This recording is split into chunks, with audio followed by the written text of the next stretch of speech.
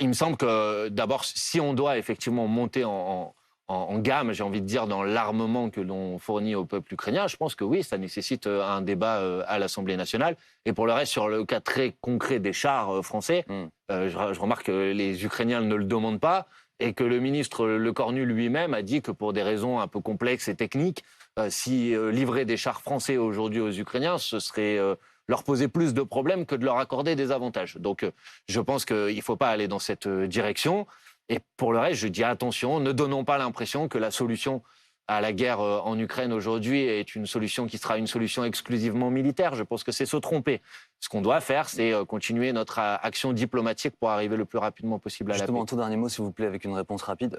L'Ukraine demande que les athlètes russes soient exclus des Jeux Olympiques qui, l'année prochaine, auront lieu à Paris, arguant que le symbole est souvent important en politique. Votre point de vue là-dessus?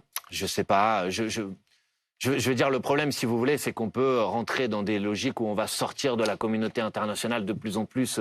Mais à la fin, qu'est-ce qui va permettre d'arriver à ce qu'on doit tous souhaiter, c'est la paix.